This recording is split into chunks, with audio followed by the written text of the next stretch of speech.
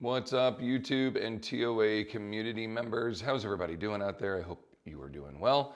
On this lovely day, I wanted to talk to you about a article put out by Silver Sneakers here. This just came out in their most recent newsletter. I got all excited about it. I went, oh, this is going to be, this is great. Actually, my first inclination, like the very first thing I saw was, oh boy, here we go. They're going to give us 5 exercises of body weight movements that you can do at home. It's totally going to hit the mark. I'm going to have to do a whole, rant about it, about how, hey, to challenge your bone density, you actually have to have load, et cetera, et cetera. And so when I clicked on it, I did have a skeptical mindset. And then as soon as I read the opening line, I said, this is fantastic. This really makes me happy. The number one rule of exercising with arthritis, do it, right? Exercise. That right away, we're killing a stigma, okay, of, oh, you have arthritis, don't exercise, you don't want to aggravate and create more flare-ups and yada, yada, yada. So I think this is fantastic. I start going through the article. This is great new content. I'm all excited. Who is the author? And, when did she publish this in the last couple of days? And so I look back, and it's Kay Alicia Fetters, November 19th, 2018. Number one, that's a fantastic day. Some very handsome, very well-spoken individual was born on November 19th. Some bald, beautiful, bearded man that was so humble, too, and by the way, was born on November 19th, 1980. So it's a good day. But 2018, where has this been? Where has this been? They're pulling this out of the archives, it looks like, to put this out here. So let's dive into it a little bit and let's hear about the do's and the don'ts of exercise. People often think and limit themselves based on their arthritis diagnosis, and that is a big mistake, says Dr. William Burns, DPT, physical therapist, the hospital special security in New York, surgery in New York City. The most important thing is to stay active as best you can. So research goes into a couple different research studies as they discuss this in here. And I think the big ones that came away here, I love this line, motion is lotion. Really like putting WD-40 on the joints. Like this is a very good, simplistic understanding and a way to get a message across to the regular consumer, your regular day folks that need to get a little bit understanding of what's going on with their joints when they exercise and when they have arthritis. So I have a whole presentation that I do on this, but very quick snapshot. We have something in the medical/fitness field called the arthritic grace period. And this arthritic grace period could really be called the exercise grace period, the body change grace period. It's anything where if you introduce a new stimulus to the body will adapt. And that adaptation takes anywhere from 2 to 12 weeks. So if it's the first time you've ever exercised and you come in and you do your deadlifts and some rows and some carries and you go 3 times through and you call it a day, and then when you're done you go, man, my body's a little sore, I'm a little achy. The next day you're a little more sore, a little more achy. By the third day, okay, you're delayed onset muscle soreness, DOMS, right? That's really kicked in and you're probably at your most sore. And we encourage you, exercise again, okay, 48 hours after, get the body moving. Really, you want to move around a little bit the next day. But I don't want to get in too many rants off of one rant. So you get sore, 2 to 3 days, gets a little more sore, you exercise again. After 2, 3, 4, 5 weeks of doing this on a regular basis, why am I not super sore anymore? Why, if there's always a new stimulus and introduction to a new challenge and a new load, why am I not just always having that same process repeat over and over again? The body recognizes, hey, on a regular basis now, we are going to lift things that are heavy. We are going to move in these different directions. We need to increase mobility, stability, balance, strength, power. We need to improve our conditioning. Like these are all new stimuluses, new demands placed on the body. And if these are the new things that we're going to be doing all the time, we need to adapt. And that explanation of why you get into shape, right? We get into better shape. 3 sets of 10 with 20 pounds was super hard on week 1, but by week 4, that's a warm-up weight. Now I'm on to 50 pounds, right? I mean, I'm making gains, making improvements. Okay, that type of mindset, that understanding that your body will adapt to that, there's no difference in the world of pain and pain tolerance. Your body will start to adapt, even though the movements it's going through is not super comfortable, it will become more comfortable. Your body will adapt and will understand, hey, even though we have arthritis in our hands and our wrists and our elbows, these rowing movements, these pressing movements, these carrying movements are going to occur on a regular basis. So we need to adapt. Our body needs to adapt to be able to keep doing the things this person's putting us through and be safe while we do it, and to make the gains and the improvements. So not only does my strength and my conditioning, all that stuff I listed, improve, but your ability to tolerate that pain improves. The actual pain itself does decrease through all the oxygenated blood exchanges and the strength and stability of the joints and the range of motion that gets improved and the synovial fluid that gets pumped in there and all the new endorphins and this is all these great things that add into here to make a quality of life jump based on introduction of new resistance training movement patterns into your life. So your body will adapt to this. You'll get through that grace period, and then once you're through it, what's the secret? Like, how do you keep improving and you keep creating new challenges and you keep training. You stay consistent. You don't get in shape.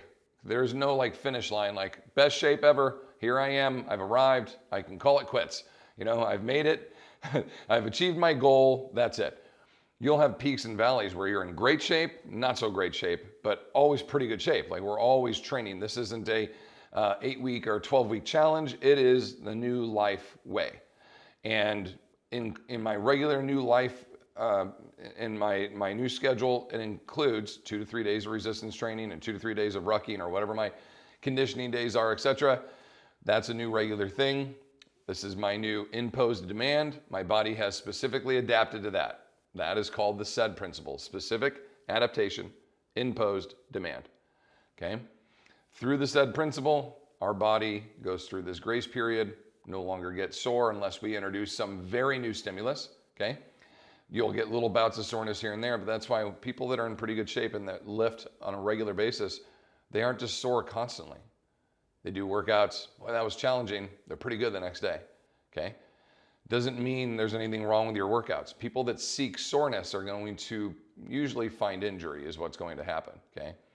Your body is going to adapt to these things and go, hey, this is a normal stimulus, so I'm going to keep getting stronger and more mobile and all those other good things we talked about. So introduction of resistance training increases the joints, improves your joints.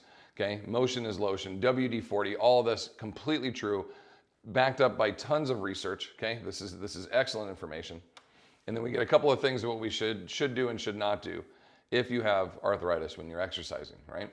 So when it comes to promoting overall health as well as healthy joints, it's important that your workout routine includes cardiovascular strengthening and mobility exercises. Okay, completely agree. You got to get the full strength and conditioning gamut, all that, plus your warm-ups, your cool-downs, your mobilities, all the good things that are included in there. So we do want to include that. And they go on to talk about body weight exercises, fine to start, but resistance bands, free weights, strength machines if you want to do that. 20 minutes, 5 circuits, very basic, but completely accurate. All right, very good. This is a great place to start.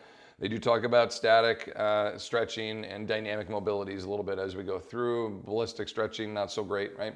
Especially for this demographic. Okay, don't avoid high intensity exercises. Excellent information, excellent advice. Okay, scales of 1 to 10, working at a 7 or an 8, somewhere around in there, that's a higher intensity, and we want to do that. That's a true strength and conditioning type of program when you are pushing the limits there a little bit. My recommendation is to start with less intense exercises and gradually progress based on how you feel, especially if you're not used to exercising. Great information, though basic. Again, not everybody knows this, and it's awesome when all of us trainers say it. People go, yeah, but when a doctor says it, gospel, right? Now, hey, we got a doctor on our side, everybody. Okay, use this to your advantage. We have a doctor who agrees. Resistance training, good. High intensity training, good. Okay, do gradually increase impact. Hey, now, research studies talks about higher impact training, how impact on the ground helps encourage growth to the bones, growth of the musculature, the joints themselves, and the ligaments, the tendons, everything that gets in there. Okay, start with your lower impacts. Don't just start jumping or running right from the get-go. Start with lower impacts, walking up and down hills, kind of creating some new stimulus to the body that we're going to do some impacts on the floor and eventually start to build up. You can get down to the point where you're doing skips and hops and some joggings. There are dynamic mobilities, power training, if you will, for older populations that don't just focus on box jumps, depth jumps, bounds, skips, backflips, all that other happy shit, right? Like that's all great stuff for the younger demographics and those, pursuing performance, but work with older populations, our performance is for life. And so now we want to work on how to be powerful and dynamic, movement patterns that more reflect what we do, and work with limitations that we have, not around them, with them, okay? Not around them, with them. You don't work around people's limitations because you're ignoring the limitation. That's why they came to you in the first place, was to not have this limitation. And you, because you don't feel educated enough or comfortable enough to introduce exercise and coach it well and not get them hurt, you go, I'm just going to avoid this. I'll train everything else, get this person into this great shape except for this 1 weak link. Well, did we actually do them a service or a disservice? Massive disservice. You just created somebody who was out of shape and had an injury, and now you've created a bigger gap between those two things. Now, if you are doing this, not giving you a hard time, I mean, tiny bit, but not really, right? Because I did that too. And I learned and practiced and got mentors and, went through all this to learn how to do it. Now I'm here teaching it to you. So learn from these experiences, call on your mentors, call on me, look for content, look for materials, learn how to do it right. Because this demographic, number one, they're the ones that need the most help. Number two, they need the most educated professional. Stop giving older adult clients to your rookie trainers. They're not equipped to do the job, people. They are not equipped to do the job. They're brand new. You give them older people because you think, oh, we're just going to put them on the machines over here, but they have all these injuries, they have all these health injuries, they have all these health issues, they have all types of different mechanics, movement bodies that are bothering them, hurt them when they do certain actions. They go, hey, this really bothers me. What else can I do? And they don't have an answer. You're on a machine, just push it. I don't know, man, just tough it out. And now we're no pain, no gain in it. And what we say with that, no pain, no gain, no brain, right? This person's not going to come back. So they're not having a good experience. Trainer loses a client, loses confidence, loses faith. Everybody goes away unhappy. But you give them to the most educated, most successful trainer, okay? Let that rookie trainer learn from that individual. This client has success. Build, build, build. Trainer does well, client does well, no longer has a limitation or smaller gap in that limitation, okay? And we're all living into our 60s, 70s, 80s, 90s, having a good time, being capable and able and mobile, etc. All right, little rant. Side rant, sidebar, rants on top of rants. Here we go. All right, the discomfort you feel in your exercise. Okay, where do we go here? We had a good quote in each of these, I feel like. Okay, you can treat joint swelling with ice, 20 minutes on, 20 minutes off, and limited. So one thing that I've never understood, when you do the whole 20 minutes on, 20 minutes off thing, you understand that when you pull ice out of the freezer, it is warming to room temperature, right? Like when you put ice on their skin, it's, 32 degrees or whatever for the ice, right? Or a little less. And then as soon as you put it on there, it's 32 degrees and melting. So after 20 minutes, the ice is gone and it's water. Yes, your skin to the touch is still cold, but if you had direct 32 or less degree exposure for 20 minutes straight, then yes, you would need to warm your body back up, take 20 minutes off, move it around, warm it up, and then go again. But you put something that's 32 degrees on there, 20 minutes later, it's 60 degrees, okay? Or whatever it's gone down to, just a melted bag of water now. Do you really need to take another 20 minutes off? Can you just grab another ice pack and pop it on there? Okay, I haven't seen anything that suggests that you have to take 20 minutes off to allow this to warm back up again for optimal performance of the ice. There are great arguments out there. Ice doesn't actually do a whole lot for you within the first 24 to 48 hours of an injury in terms of actually reducing swelling, great benefit, etc. Other than after those 48 hours, just numbing the area so you don't feel it anymore, which is a good part. But if you have constant pain, this and that, and you want some relief, yeah, do it. But it's kind of the same thing. You're taking your anti-inflammatories, your ibuprofen, etc. as you go through there. Is it actually fixing the problem? Not necessarily, but is it a bad thing to use it? No. If you're healthy and your body can handle it and it doesn't tear up your stomach or hurt your gut or anything like that, use the tools that are available to you. I'm a big fan of that, a big believer of that. I think that's a good thing. Okay. What are we doing? Let's go. We already went that way. Let's go here. Okay. Don't treat all arthritis as the same. Again, this is very good advice. There's 100 and, maybe more. I'll just say 100 to be safe. 100 different types of arthritis out there, okay? At least. I think there may be more, but that number jumps out to me. I wanted to say like 120, 150, something like that. Where I think this is most specific is don't treat like an arthritic response in your hands the same that you would with my arthritic response in my back or my hips. You might use some of the same treatment strategies, but the different makeups of that arthritis might be more beneficial or more negatively affected via different strategies. So maybe when I come out, my hips like to get mobile doing 3-step hinge and holds and hip circles, and they like the movement. But if I come out and just start doing wrist circles and I start, everything, all of this inflammation, everything's just gonna flare up, my hands are gonna get aggravated. Might be different responses. My hips like the movement, my wrists wanna gradually move into this, keep, in a good straight position and just let the body temperature start to increase and range. And maybe at the end of the workout, I can do more of my mobility work now that everything's really, really loosened up, right? And then same with ice response, heat response, different type of meds, etc. There are very different strategies for different body parts, but also different types of arthritis that you may have. And there are different classifications of arthritis, different severities, and then also you have like regular arthritis, rheumatoid arthritis, osteoarthritis that goes along with your bone density reduction. There's all kinds of bits of it that as you go through, again, someone more educated like this doctor could speak on it than I.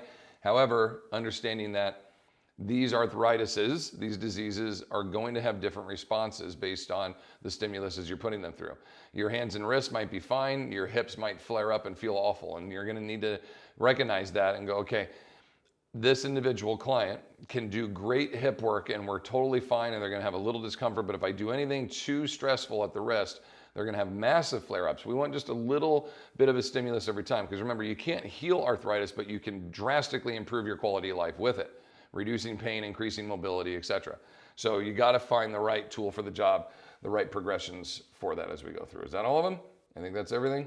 Okay, I thought there was one more that talked about some specific ranges of motion. Maybe I missed that one, or did I double pass it? I don't think so. I think I got them all. Okay, gang. So, final thoughts on this one.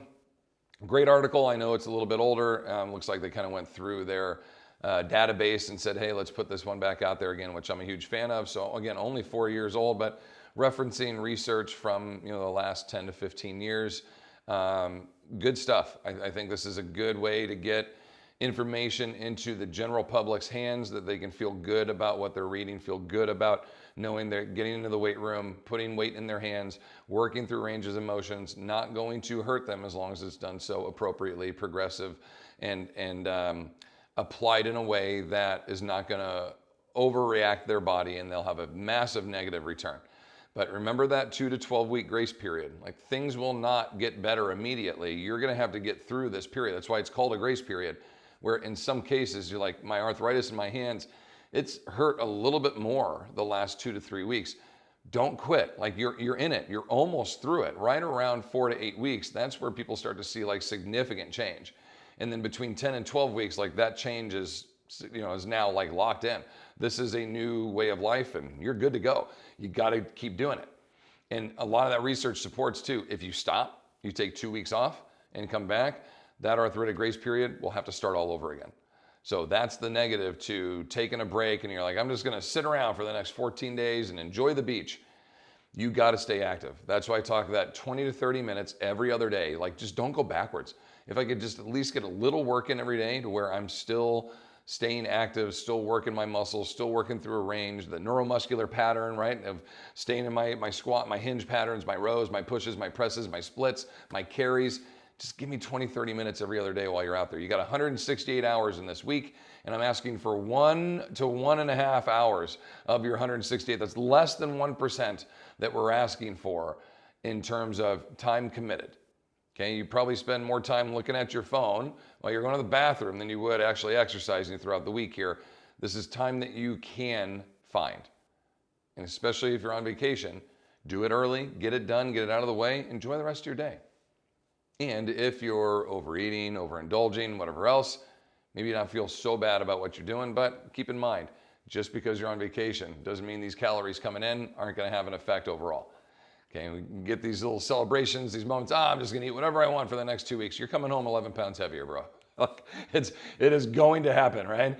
No matter how great we feel about things and how active you were running around on the beach like Rocky and Apollo, you're coming home heavier. So keep that in mind. You're gonna lift weights with arthritis. It's a good thing. As this doctor states, do it. Motion is lotion, WD-40 for the joints. I'm Robert Linkle, trainingtheolderadult.com. Any comments, questions, hit me up down below. I got you covered. Love and appreciate all of you very much. Thank you. Please subscribe. Please follow. Please share with your friends if you would. Help us grow our community of following. We really appreciate you. We will see you in the next one. Take care.